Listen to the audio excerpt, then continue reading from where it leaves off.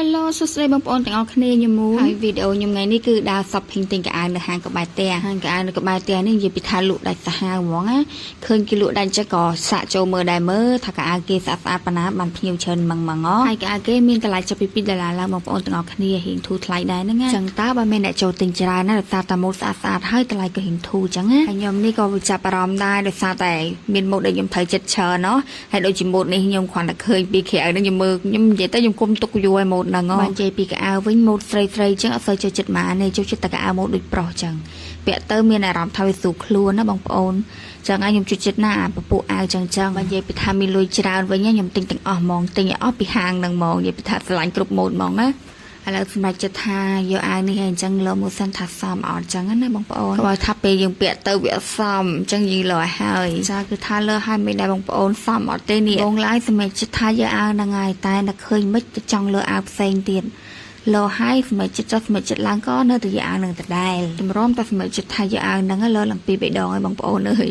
ឥឡូវដល់កន្លែងនេះក្មួយខ្ញុំគេដើរមើលកៅអៅម្ដងកន្លែងនេះគេមកអត់ប្រាប់ថាតម្លៃថោកក៏មីងហើយសាច់ស្អាតទៀតគេស្រឡាញ់ម៉ូដហ្នឹងប្រាប់ថាស្រឡាញ់អាវហ្នឹងទេតែទៅពេលទៅលើអាវផ្សេងតែមានអីអាវម៉ូដនេះរៀងទូចចឹងពាក់អីក៏សមដែរបងប្អូនទាំងអស់គ្នាអើយ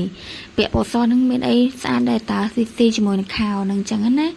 ចាគឺថាគេពីអឹងប្អងចោះពីអឹងប្អងឡើងចុងក្រោយនៅតែមិនយកអាវហ្នឹងគឺយកអាវផ្សេងដដែលនេះគេមកដូរយកអាវពណ៌ខ្មៅវិញគេថាពាក់អាវពណ៌សអញ្ចឹងទៅឆាប់ប្រឡាក់អញ្ចឹងយកពណ៌ខ្មៅគ្រាប់ប្រឡាក់ហើយខ្ញុំបានតែអាវហ្នឹងមួយទេឥឡូវក៏យើងកន្លែងឃើញខ្សែក្បាត់ក៏យើងនៅគ្នាទៅមើលខ្សែក្បាត់បន្តទៀតឲ្យក្មួយជួយឲ្យថាមិនដឹងថាយកម៉ូដមួយណាទេដោយសារតែវាច្រើនម៉ូដពេកខ្ញុំនេះវារៀងពិបាកសម្រាប់ចិត្តដែរនិយាយទៅឃើញម៉ូដស្អាតពេកអញ្ចឹងពិបាកសម្រាប់ចិត្តដែរបងប្អូនទាំងអស់គ្នាអញ្ចឹងកុំឲ្យពិបាកសម្រាប់ចិត្តច្រើនក៏ឲ្យក្មួយជួយរើអាវមកទៅហើយក៏សម្រាប់ចិត្តថាយកម៉ូដនេះឯងឥឡូវខ្ញុំទៅរួចរាល់ហើយអញ្ចឹងខ្ញុំយកទៅគិតលុយម្ដងជាពីថាឥឡូវឡើងគីឡូសាហាវបងប្អូនអើយមកមៀត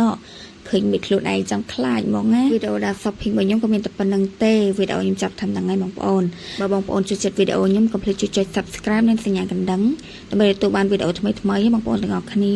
ជួបគ្នានៅវីដេអូក្រោយអរគុណច្រើនជំរាបលាបាយបាយ